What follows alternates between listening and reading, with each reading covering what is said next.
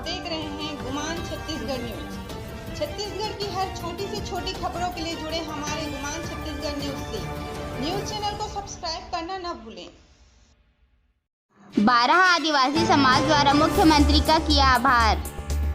लोकार्पण और शिलान्यास कार्यक्रम डभरा में मुख्यमंत्री का उद्बोधन। चंद्रपुर विधानसभा क्षेत्र के नगर पंचायत डभरा में आज छत्तीसगढ़ के मुख्यमंत्री भूपेश बघेल का आभार कार्यक्रम व लोकार्पण और शिलान्यास कार्यक्रम रखा गया था।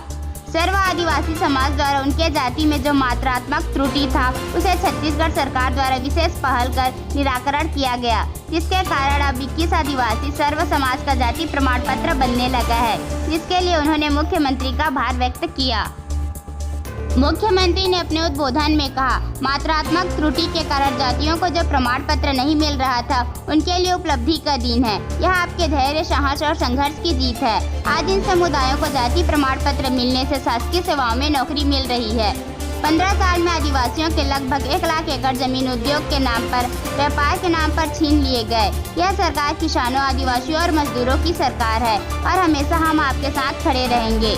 देश के इतिहास में पहली बार ऐसा हुआ है कि आदिवासियों की जमीन वापस की गई।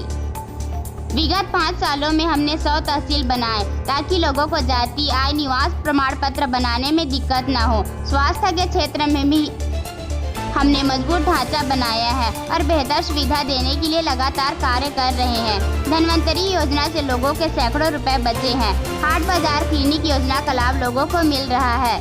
हमने किसानों का कर्ज माफ किया। सरकार ने घाटा खाया लेकिन जनता और किसानों का घाटा नहीं होने दिया।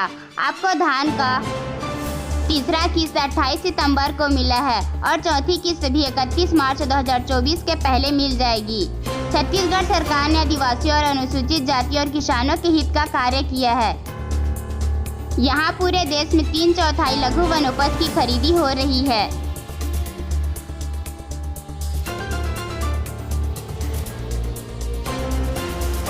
मात्रात्मक त्रुटि है उसमें सुधार हुआ और उसके धन्यवाद देने के लिए उन्होंने निमंत्रण दिया था।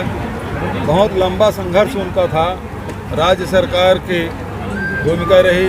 आदरणीय चरण भैया, राम कुमार भाई और दीपक भाई जी ने जो सहयोग दिया उसके प्रति आभार व्यक्त किया हमारे जनजाति समूहों के साथियों ने, और उनकी जो मांगे हैं उसको लगातार हम लोग पूरा करते आ रहे हैं, आगे भी करेंगे। आज बहुत सारे भूमि पूजन और लोकार्पण का कार्यक्रम भी संपन्न हुआ और शक्ति जिला बनने के बाद तेज़ी से यहाँ का विकास हो रहा है।